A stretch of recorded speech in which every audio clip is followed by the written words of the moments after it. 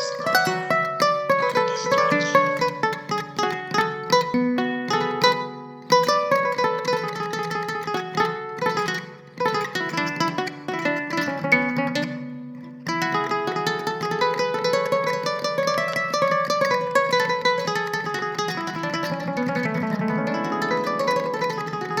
right, good afternoon, everyone. I'd like to welcome you to Humor, first and foremost, and I also would like to welcome you to this particular book launch. A really exciting moment and event. My role here is very minimal because I'm sure that everyone is like me, can't wait to actually hear from Hugo and Christopher. So my role is just to really do a plug for the most part for our other humor events. First and foremost, just to let you know that we usually hold seminars basically from Mondays to Thursdays. This particular day is usually a doctoral seminar, but because we really wanted to catch Hugo while he was in Cape Town, we have actually made it a point to try and see if we can get him here. Otherwise, we also have African epistemology. So that also happens on this day. It's bi-weekly. Tomorrow we've got the Attire seminar. And so we'd like to encourage you to just visit the Humor website and to see some of the exciting programs that we have. So I'm just going to, just very briefly, so I think that everyone knows who Hugo is.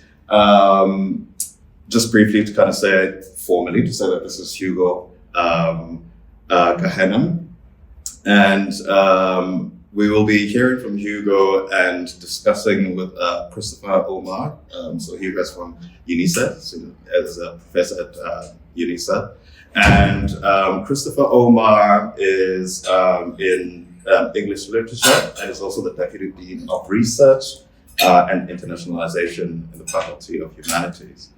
So we'll just hear from them for 30 minutes or so. And after that, we'll probably open the floor for more discussions and conversations. Yeah. Thank you very much to Humor for humoring. I'm sure you've heard that too many times.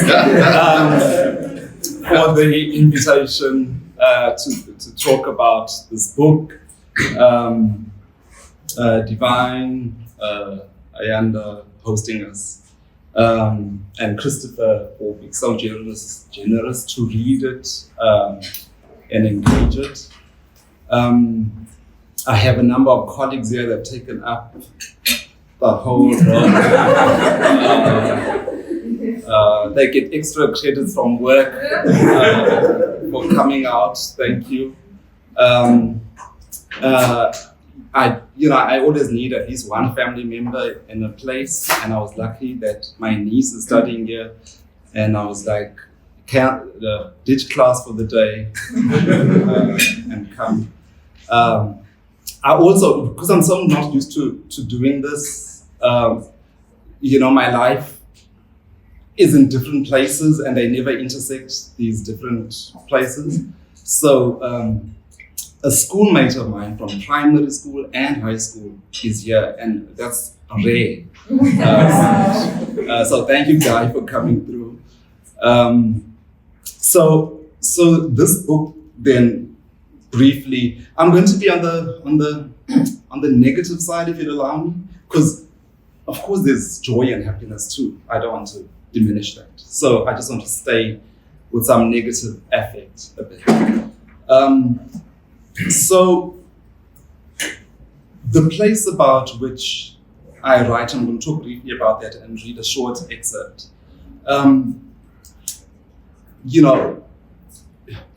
Is what we popularly know as the Wild Coast, or you can say Emampondweni, a stretch between Guy, what's the river separating there by the Wild Coast Casino, Mzimkhulu, right? All the way down towards Port St. John's. So if you imagine that as the coastline and some of the inland communities.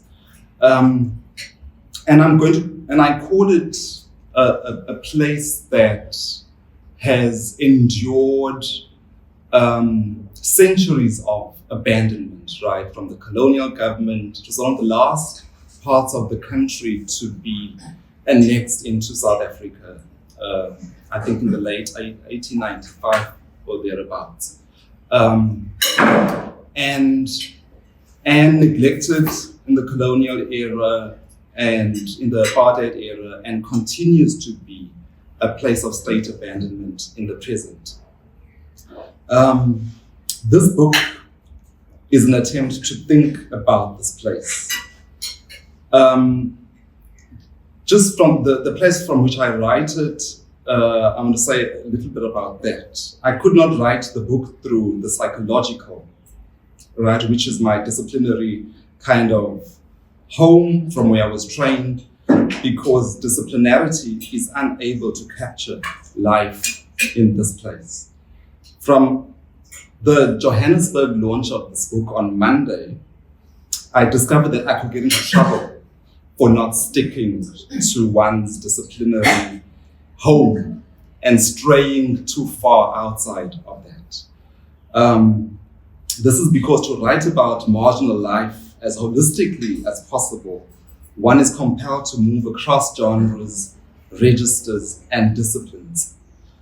I first got into trouble with my editor because she suggested that I should at least show how the psychological illuminates the project to locate myself. I'm glad that she didn't, she didn't insist, because I tried and then I failed. As far as I can recall, I don't mention psychology in the introduction. I definitely do a bit of history, a bit of anthropology, a bit of indigenous studies, some queer studies, black studies, feminist studies. But I do neither of them well, because this is not what the project needed. So a person might, for instance, say, I have misrepresented something, but the project is not about, it's not about an expert view on any one thing. It's about reading life, if you want, from sea level, which I think Sean Lavery writes about, a penguin view of the world, right? Which is a view nevertheless. It's just not a panoptical view that sees the world totally.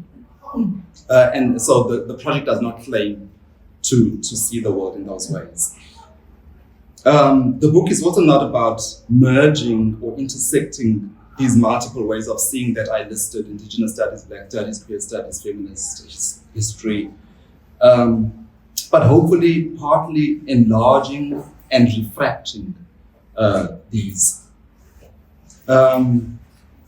Sometimes to do some justice to place and to people, one has to start with the subject rather than the perspective, right? Rather than saying, I am this, and therefore this is how I'm looking at the world.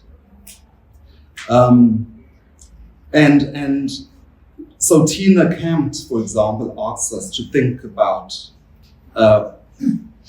frequential registers, thinking through the haptic, the visual, sonic, smell, the audio, right? How might this enable us to theorize in more grounded ways if we relied on these senses rather than the lanes within which we have been trained, is partly what I've been trying to do.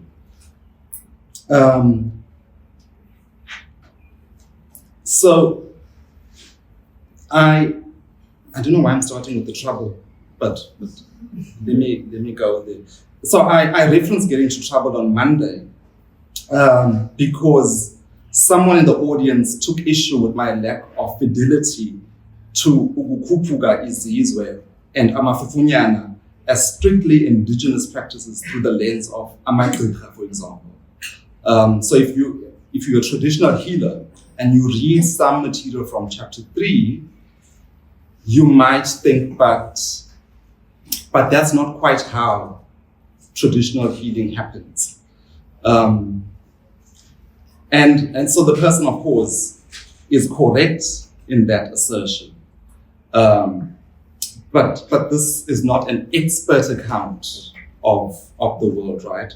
It fumbles through explanatory frames in the same way that a mother might grasp for understanding when her daughter participates in what we might call mass hysteria or possession in schools, as often happens in schools, for example, in the Eastern Cape and in KwaZulu-Natal. Right, so I'm suggesting that the mother has a view on her daughter's possession, and I'm using that word as a placeholder, right? Which is different to how a healer might understand that practice.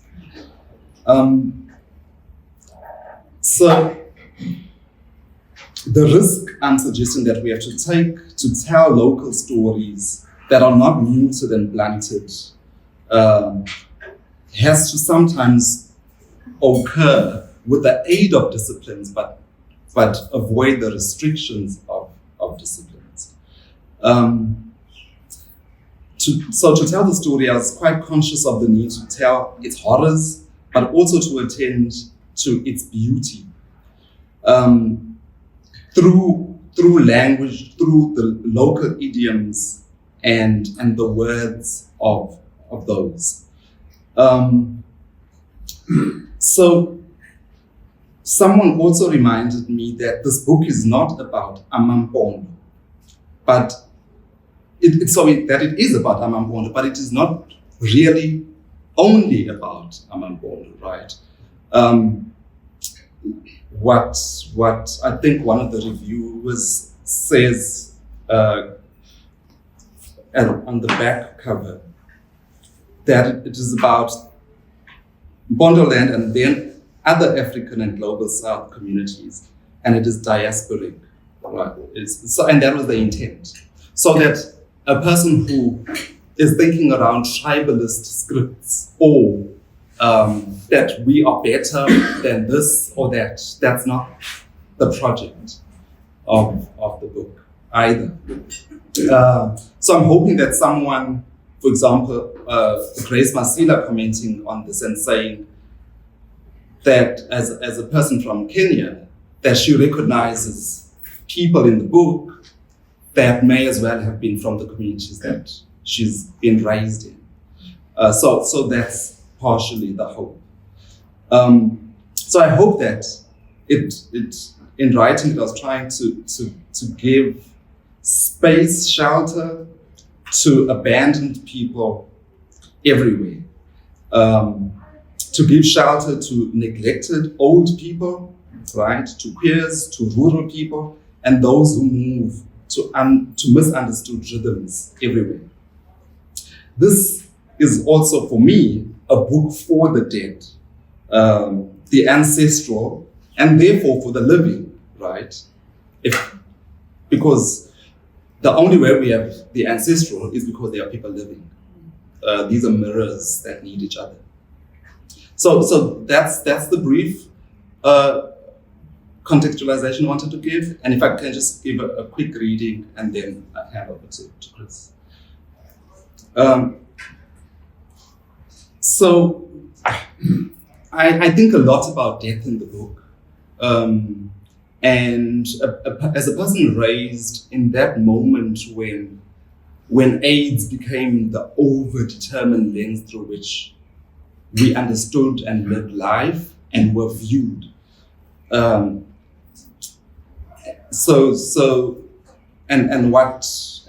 what that means for us now. I'm going to get the beginning of it wrong because you never know where to start.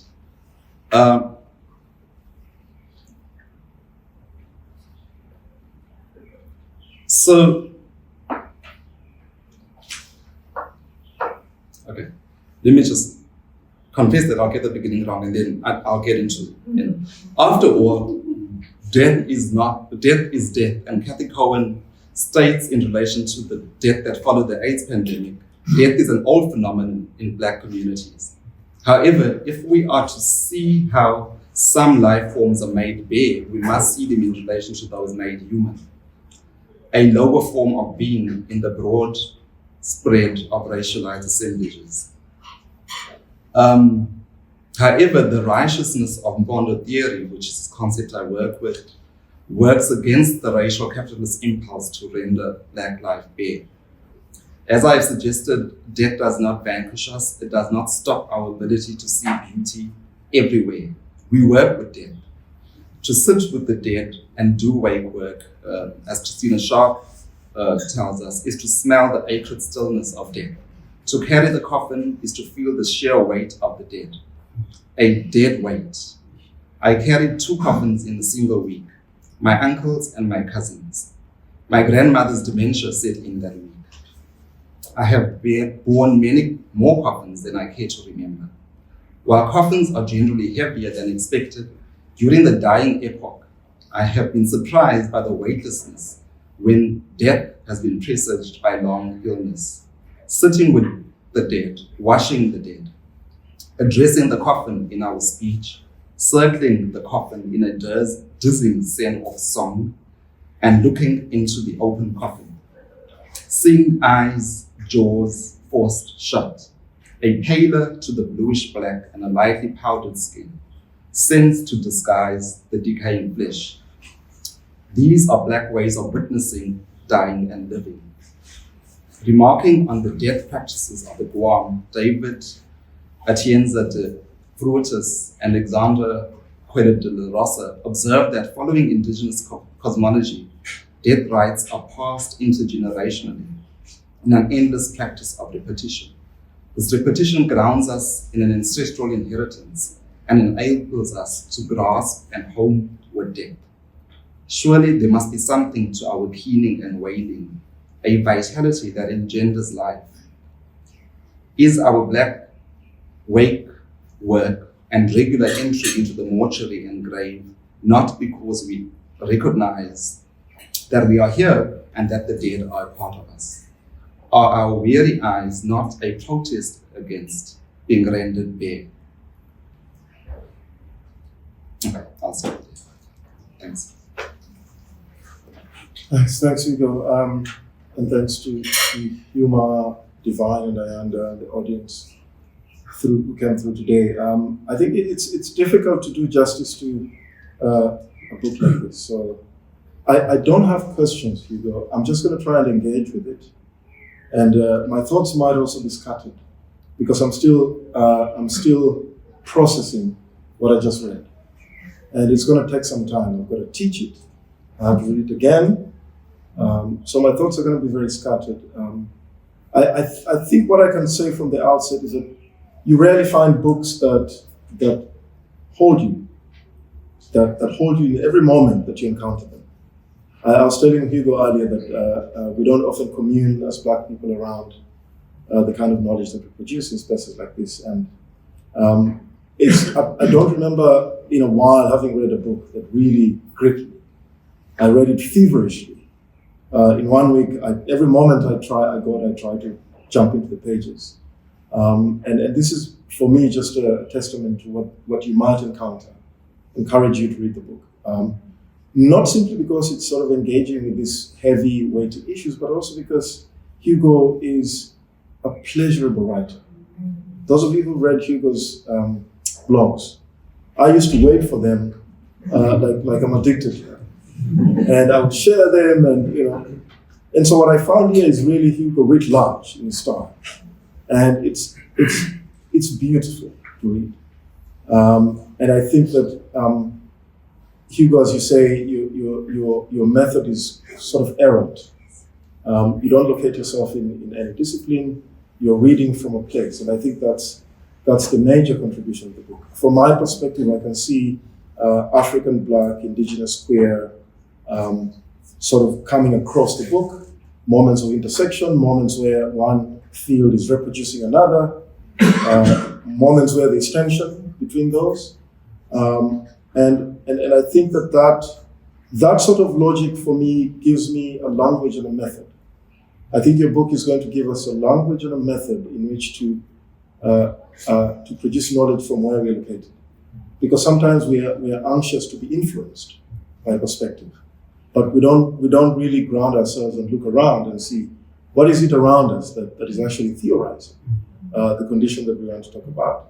And I think Hugo's book is powerful in that sense, is that even if you haven't been to the Wild Coast, you read this book, and what you see, I was telling someone the other day, you see the way history is moving through the method without weighing you down with facts.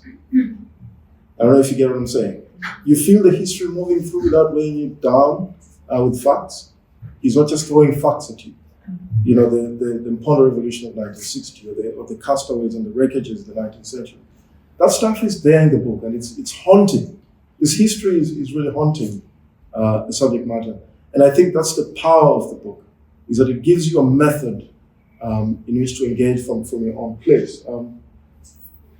And I think that the idea of Uko Kumkanya sort of reminds me of what an early generation of African writers were dealing with. People like Achebe and Flora Nwapa and Buchi Emecheta. They were dealing with worlds that were changing, they were shifting in directions, and they were trying to find a method, they were trying to find a positionality in which to articulate what they were witnessing. And one of the powerful moments in Chinua Achebe's Hour of God is where he talks about, he says, the world is like a mask dancing, you know. And he says that the world is like a mask dancing. If you want to see it well, you do not stand in one place. In other words, he's telling you that things are always moving around, and you've got to redistribute your sensibility. One of the powerful critiques that comes out of the book is ways of seeing, that we cannot inhabit and occupy a sort of an ocular-centric perspective of the world, which is what modernity comes to us with. You are the master, quote unquote, of what you perceive. This idea that what you perceive, you can put on paper, and you can master it, you can capture it. And I think what Uko Kumkanya does, Hugo, is to, as you say, a way of seeing, knowing, being, and living with and against sedimented devastation. Looking at space as impacted by history, by people. I don't think that you know, when people say that a place like Mpondo, that you cannot in any way create a logical ethnicity around that, because the geography of Mapondweni is in the world, in that sense, in the way that you talk about the shipwrecks. Just the impact of history and people and movement in that space is already the world coming to that space. And I think one of the most powerful things that you ask in the book is, what were your ancestors thinking when they stood up that hill and they witnessed the shipwreck? It's a very powerful but simple question to ask. When I think of the Caribbean intellectual C.L.R. James, who wrote The Black Jacobins, which was about the Haitian Revolution, one of the big questions that he was asking there is, if you are in Haiti, it was called Santo Domingo, if you were to witness this moment, where will you be? Will you be on the shore? Or will you be inland? Where will you be? And I think that's the key question in the book. So what I'm simply trying to say, Hugo, is that your book is giving us a method and a language. I think the content is part of it, but it's giving us something more durable, something more powerful. I'm currently working on thinking about the Cape, where we are, you know, Cape Town, and particularly UCT. And I think about how this is a space that is haunted. When you think of the sort of what you call sedimented devastation of where we live in right now, where we're sitting, then your book begins to give us the language to engage with that. We know that UCT has very strong connections with Cecil Rhodes. We know that there are forms of symbolic violence around this space. But we also know that there's a graveyard for people who were enslaved, just from Middle Campus, right? And when we think of the southern suburbs writ large, you go to Constantia, there are graveyards of people who were enslaved. And these are spaces that we are very intimate with. And when you think of that kind of sedimental devastation and what it means when it's haunting people who are always communing with their ancestors when they move into this space, then you begin to understand why Fees Must Fall happens, why Cecil Rhodes and that moment in 2015 was so powerful, is that there's this sort of ecosystem that is haunting this space and that requires us to ask this sort of deep and sort of impossible questions. I was telling Hugo earlier that these are spaces that have a permanent exhibition, and the rest of us are sort of temporary exhibitions coming in and out. How do you dislodge that permanent exhibition? How do you get it underway? So one of the things that I felt when I read the introduction, I remember this Kiampakhele's notion of the tyranny of place. When you're gripped by a place, and you cannot leave it behind. It's constantly haunting you. It's constantly making you ask these impossible questions about how do you live, how do you survive, how do you articulate blackness in the midst of all of this.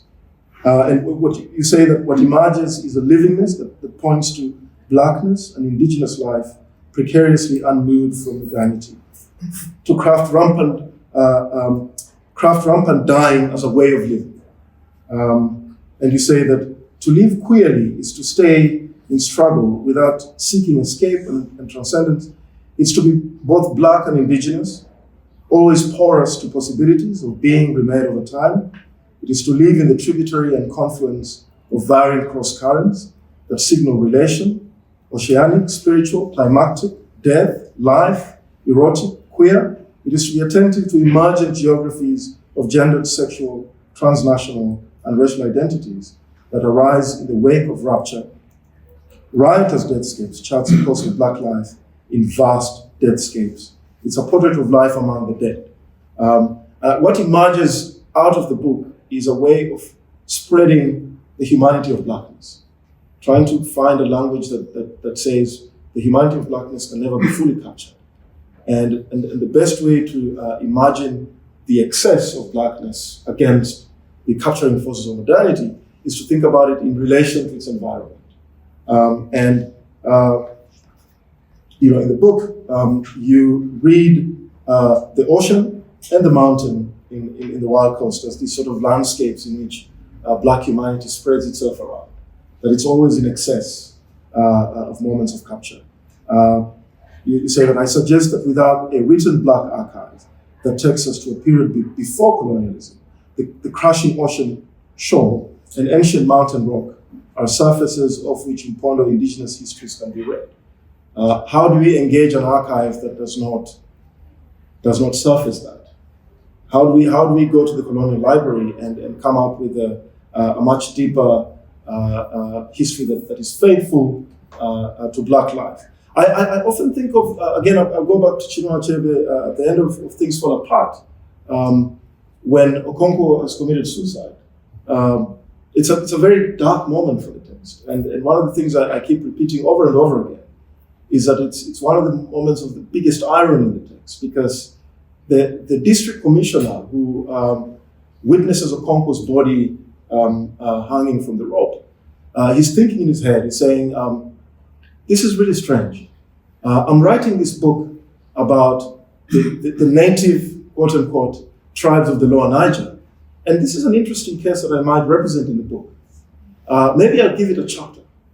And then he says, maybe not a chapter, I'll give it a paragraph. And that's the kind of archive that is coming out of it, right? And the irony, of course, is that the entire book we've just read is about Okonkwo and his family and his world and the complexities of the Igbo. So that moment of death is also a moment of thinking what the archive means. If we hadn't read Chinua Achebe's Things Fall Apart, we would have encountered Okonkwo as a paragraph in the district commissioner's book. What does that mean? What kind of violence is that? And so I think your book is giving us really incredible ways of thinking about these things. I think of the ocean and the mountain in Cape Town, and I think of I recently read Yewande Omotoso's The Woman Next Door. It's a novel that is set in Constantia, and it's about these two really older women in their 80s.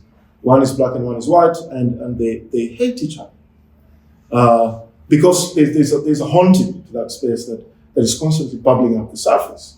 And there are interesting moments where, even in their sort of class comfort, they have to confront the fact that the land that their houses are built on has these scars that keep coming up, and there are land claims around there. And it turns out that some of the silver trees that line up their compounds were actually graveyards for people who were enslaved. And so there are land claims around that.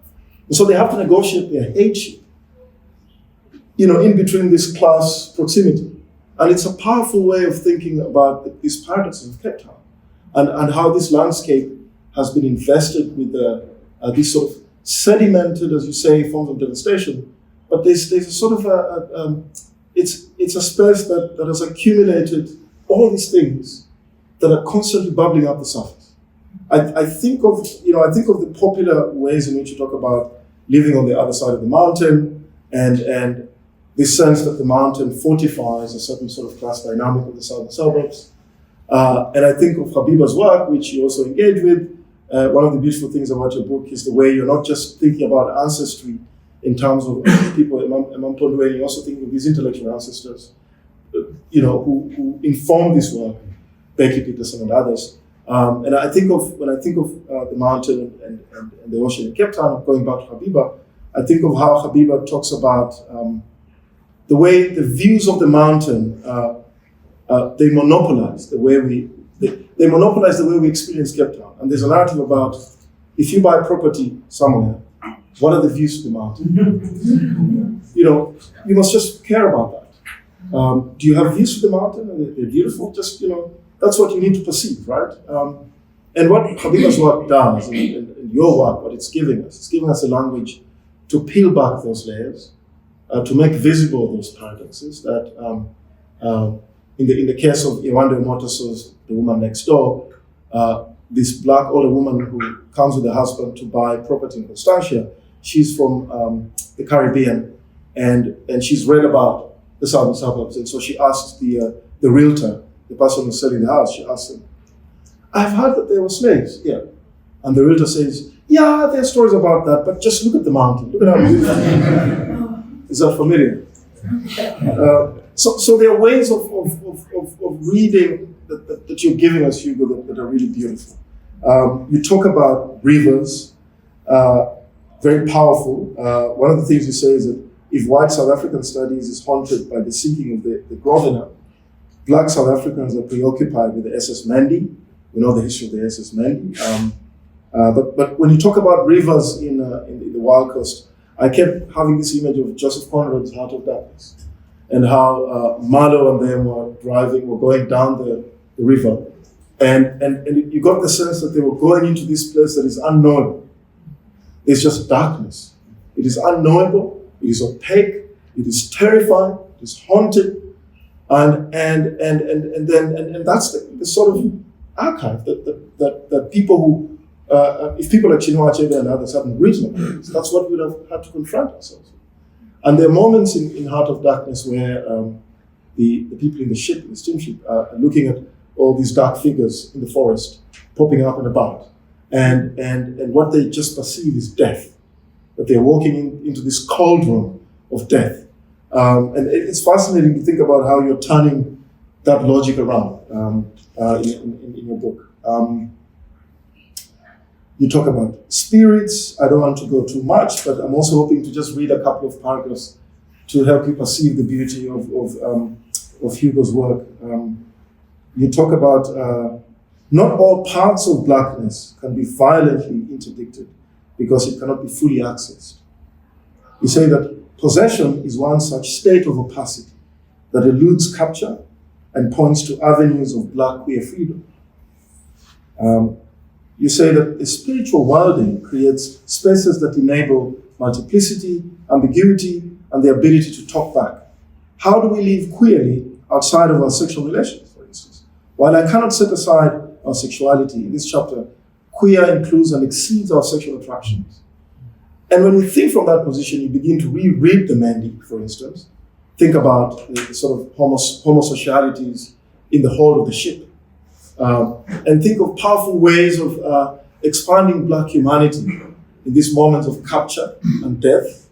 I have to say that there are moments when I read the book and I texted you one night to say that it's powerful. It was doing a lot of things to me. And if you read the book, you come across moments that you just want to sit with. You don't want to violate those moments and what they bring up for you. And I think you've read some sections, but I'm hoping when I end, I'll just read something from the book. So I just want people to perceive the beauty of the prose and just the power of sort of working through the scholarship. In other words, Hugo, we can say that your methodology, your theory is really riotous. As you say, you refuse disciplinarity. I was telling someone the other day that there were a couple of moments where I saw psychology come in, and it was quickly evacuated. I could see a couple of passages where you were bringing that down, and you're like, I'm going to tick this box, bang, bang, bang. You're moving on. And I really enjoyed that. So let me just read, if you don't mind, let me just read, in line with Hugo's maintaining a negative affect.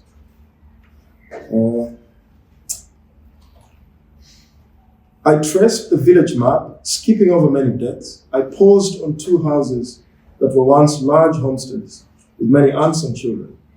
They are now empty plots with dense concentrations of black wattle trees. In summer, the trees burn with yellow blooms. I remembered the children from these houses. They were older than I was, tall and self-assured. They wandered off to work on the mines like their fathers and grandfathers before them. They returned sick. A generation fell in the space of a few years. The elders died. The few remaining grandchildren and livestock were plucked away by relatives. At the foot of the hill at the river bend lived a large family of many girls. It was the perfect storm. The girls came of age in the mid to late 1990s, when Black Death was maturing and no treatment was available. Almost all the young women from the house at the river died during the dying epoch. I remember the futile trips to the hospital. I sometimes drove them there while contemplating my own death. They would wait for me on the road near the bridge, their frail bodies supported by dejected parents who watched death march through the village. I returned with them in the afternoons. The nurses would not admit them to the hospital. There were too many people with the same symptoms and not enough hospital space. The incessant cough, the gaunt bodies that were once large and supple, the whiff of tuberculosis in fading breaths. The few that survived ran off to the city and never really returned to the bitter memories of their siblings. The memories of girly laughter in concert with the gurgle of the nearby stream are too much to bear. The map of death continues up the valley on the other side of the stream, but having made the point, I will not wade in the water. That's just like an example of a powerful passage. And it makes you think about the sociality of death.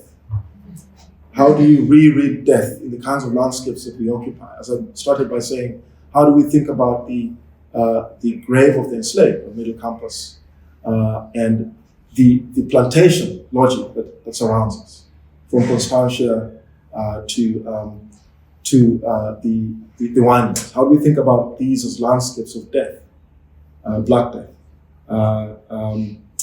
I had a final point I wanted to make, but I'll stop there. But what I can say, ladies and gentlemen, is this is amazing work. This is incredible work. I am still processing, and I hope that you get the joy and the chance to read through the whole book and see what it does to you. Thank you.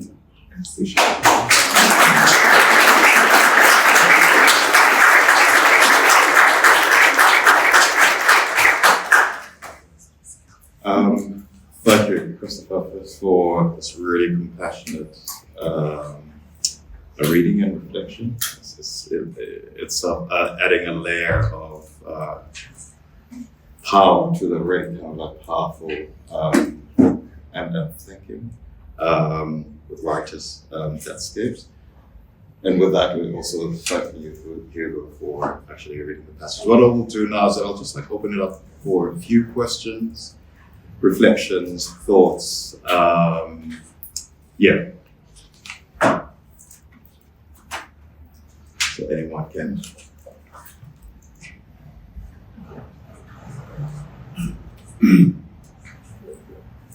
Please. I think that will break the ice. Thank you. I'd like to thank Hugo for cutting up and I was telling you earlier on that you need to come here and see Hugo is a very good writer. We wrote a diary together, rioting and writing. So I suppose this is Riotous sort of mixed.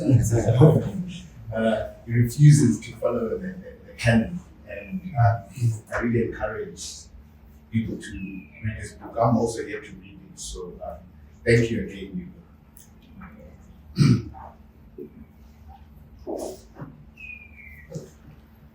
Yes, of course. It's not really a question, but maybe you can speak to it a bit. There's a concept that you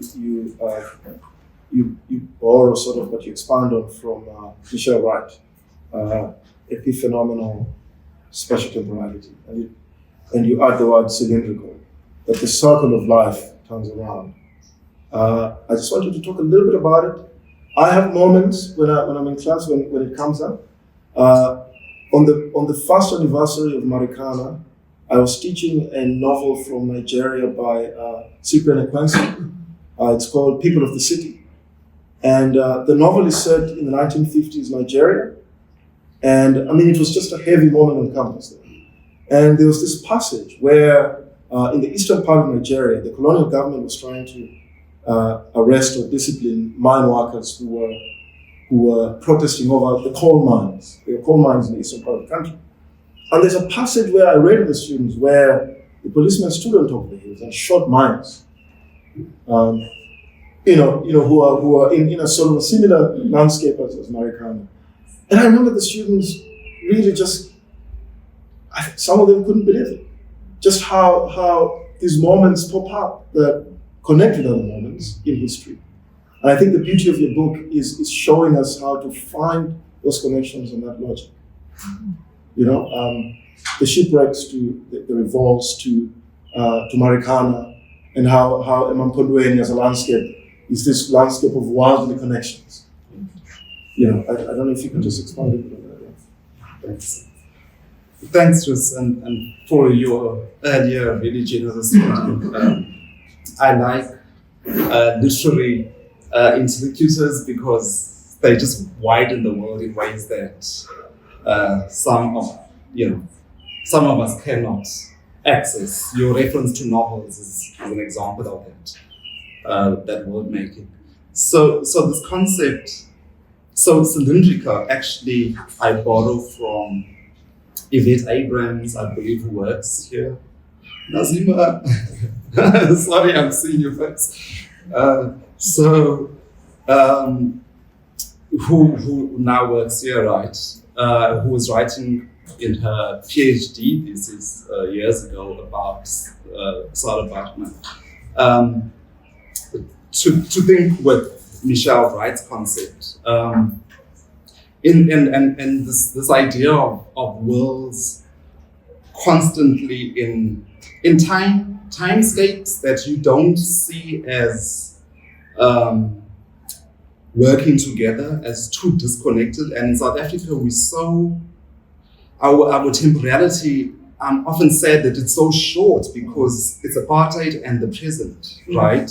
As though there was no life that predates that, right? Our references to colonialism are often even absent, never mind the slavery that you're talking about in this place, but also in other parts of the country. So this idea that the past, present, and the future are always operating in concert, right? And there's these events that remind us about how this happens and the moments that this happens. And so part of what I was trying to do was to connect these seemingly disparate moments in history. So for me, it was so interesting to think about. It's not a distant event, the Mpondo Revolt, which really 1950s and then culminating in that moment in 1960.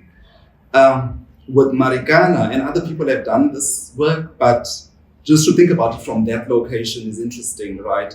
All the prohibitions that people, the fortification rites that people were doing in the Kopi, always the hill, right? It was the hill in Mapondweni, it was the hill in Marikana, and your body being fortified in order to resist violence of bullets, etc., right? So Mambush and them told not to turn their backs, always the front, because bullets won't penetrate them, right? And that of the 34 that were killed, like 26 of them were from that part of the world.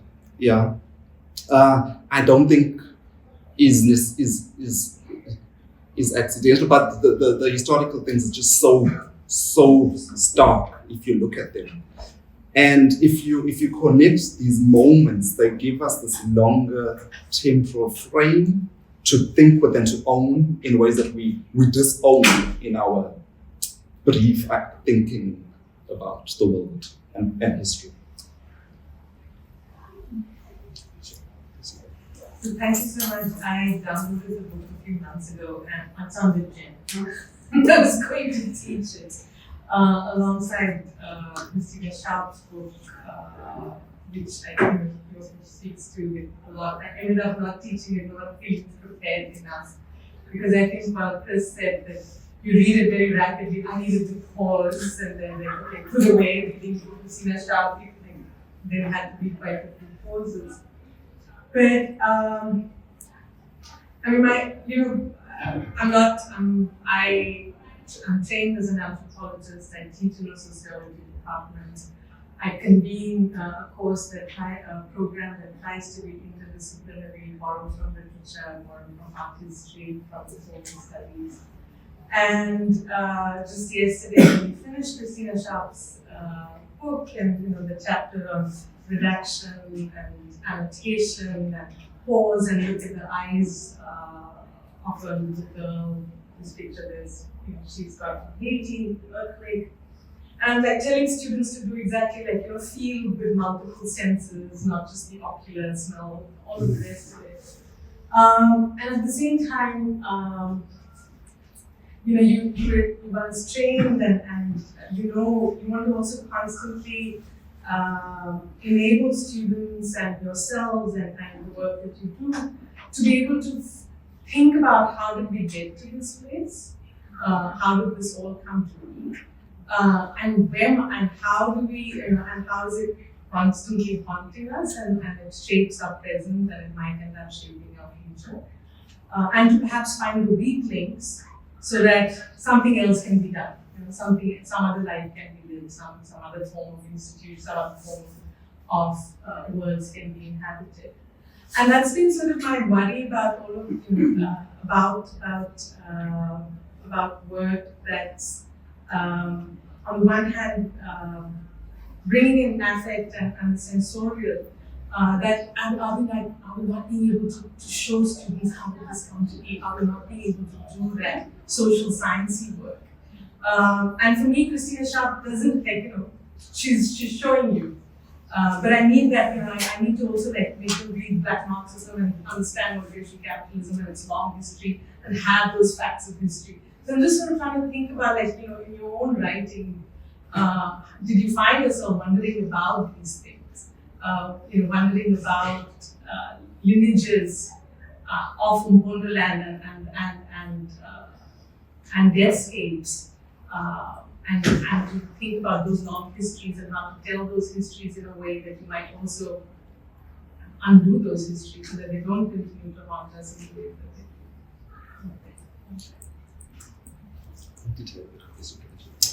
Yeah, sure.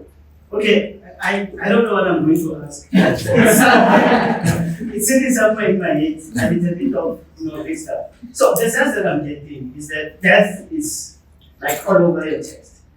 And I wonder if this thing of death is worrisome. Because nobody wants to die, but of course, it's a fact of life. And I'm thinking we come across it so many times when we are dealing with black subjects, textual. Abdul Dama had the death-bound subject, and it's also somehow related to South African politics. People wrote in the 1970s about fearing and determinant of politics in which black people are subjected to fear, the threats of death, of dying in prisons and stuff like that. And part of me says it seems like the black subject is so bound up with this question of death, such that thinking about it in that way appears to be reactive. So I'm just wondering, what do you think is so generative, about this very beautiful kind of sensorial thinking about death when thinking about black subjects, whether in South Africa or a particular section of it, the Mpondo, baby, or outside of the. So I'm just interested in the generative power, of thinking about the black subject in there.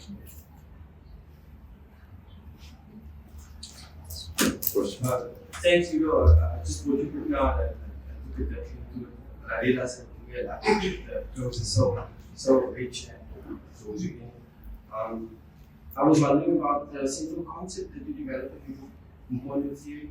Could you tell us a little bit more about that and what you're hoping to do with this concept and how we can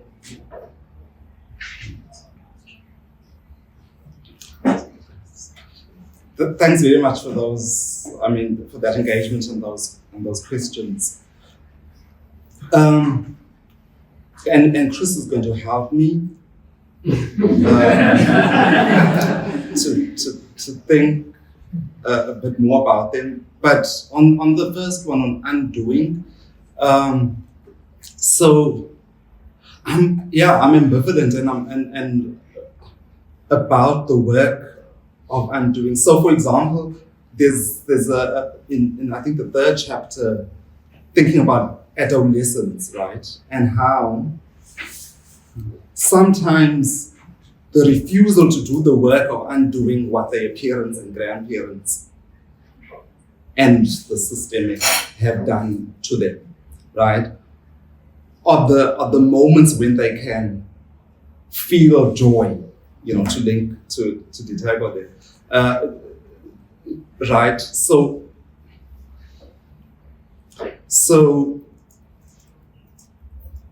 because the undoing work, right, shouldn't be theirs to do, it shouldn't be their burden to do. And it's important work, the undoing, right? Because one doesn't want to dismiss it, and you don't want to have a class full of students that you depress and leave behind, although I don't mind that too.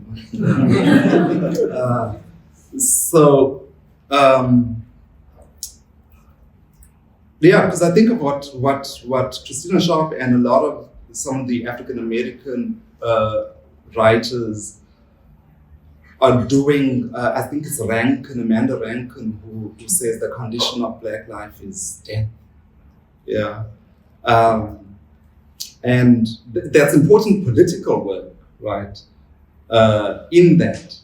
So my response to the overdeterminedness of death is not to shy away from it, right? It's so present. And I've got colleagues there who are busy crunching numbers, hand crunching numbers on NIMS, the injury deaths, right? The surveillance system is the kind of work that they do all the time. And sitting in the mortuaries and getting the death rates and the stats. So I see that as important work. That's where I'm going to ask for Chris's help. But on the reactive and the generative kind of thing to tell,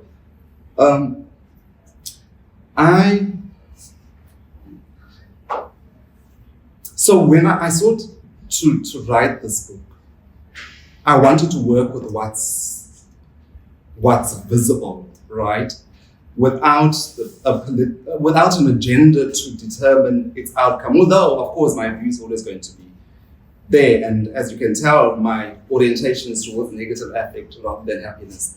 But people like yourself who are film scholars, make us jive as well.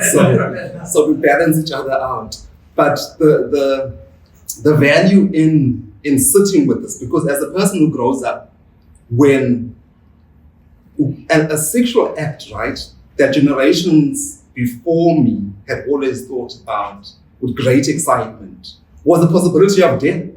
Guy will tell you in our bathroom toilets in boarding school, all the AIDS messaging that we had when we sat at the toilet, right, was our debut into this world. And then you go home and your neighbors, because I was in boarding school with guys, your neighbors are dying, literally, right? So how do you exercise, if that's possible, this experience without glibly moving on from it is kind of what I was sitting with. But if you read, I'm always very careful. If you attend to life in its ordinariness, you see that even at the funeral, right, this idea of black laughter that just bursts everywhere, right? That in the movie, in the cinemas when we still had those, would have these crazy moments of intense black laughter in a moment that actually, objectively doesn't sound humorous, and you would think with this detail in your work, but that there's always that. In these moments of funeral gatherings where all the family comes are the only moments you get to see them, because we don't do book launches in our community, we do funerals. But what those are, like these massive parties at the same time as they are tearful, right? So this complexity which is around death, but actually has so much life with it. So Mpondo theory, Pumla Gola gave me this explanation and I'm buying it. So Zayzenda, when he would travel, because he worked for a lot of years in the US, and people kept telling him, your work is magical realism. And he kept saying, no, it is not, right? So Pumla said that this book is a way of responding to the claims of magical, to those genres, right, which don't see ordinary life as. So, I mean, Pumla was reading and she says, I saw the Gwinya, and the boy turns into a snake, a pig, Negwinya, all in one day. Right? And she was like, I totally bought it. I'm on board because I've seen it, right? In everyday life, in the old woman next door who falls off a cabbage in her context, at Bofolo, because there's a lot going on there. But in my context, someone being kept in a wardrobe. So all of these kind of supposedly magical things that are everyday life and a way of theorizing people who are not thought of as theoretical beings, who are thought of as data, but who actually theorize in the most fundamental ways and make meaning of these really complicated things and circumstances under which they live.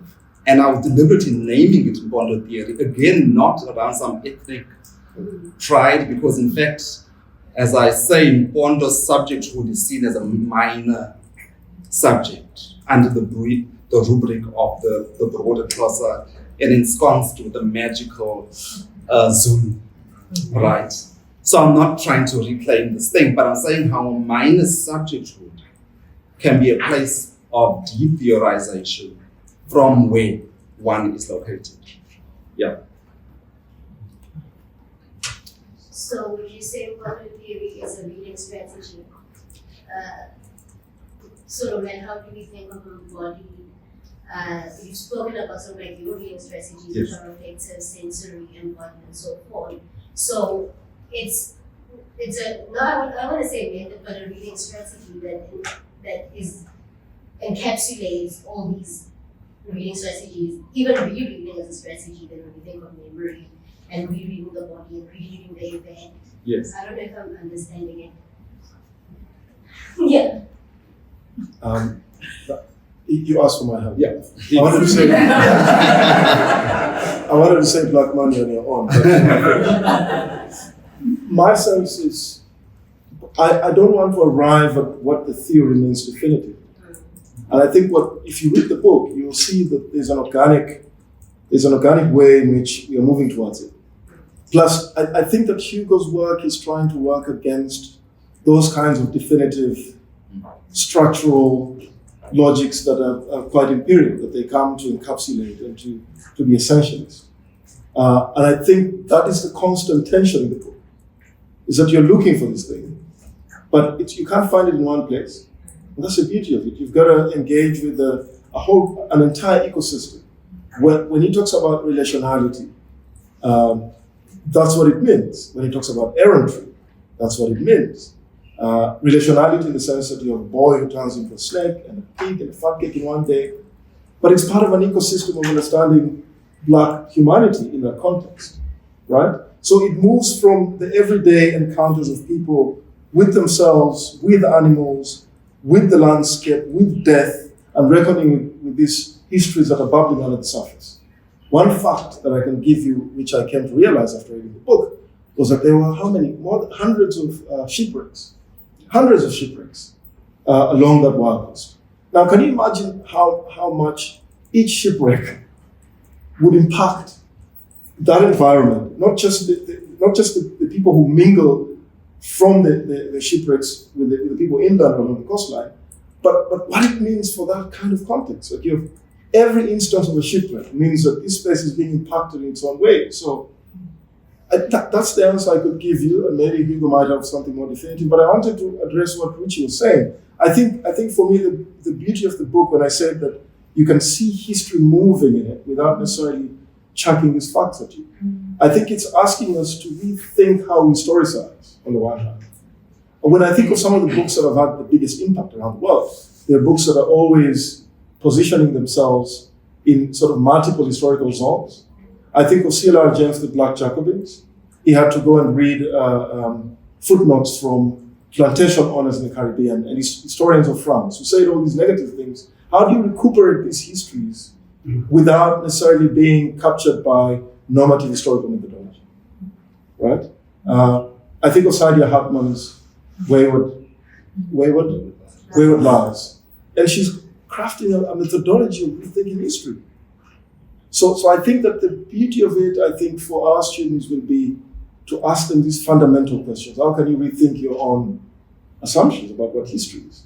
It's a basic question, but I think the devil is in the detail of how you do it. Okay, I think where I sort of like having to assist you is by saying that we've come to the end. Because I know that you said that you probably need like 2 bottles of water. So.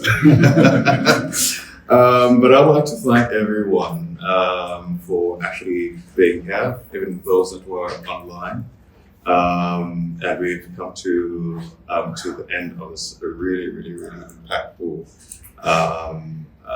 session. So I want to thank Hugo again. Thank you very much, Chris. It was actually wonderful sharing the space with actually both of you. And I do encourage everyone who has not gotten a copy of Riotous to actually pick up a copy. It's right at the back if you've got time, but you can also have a conversation with Hugo towards the end. But thank you, everyone, and have a great afternoon.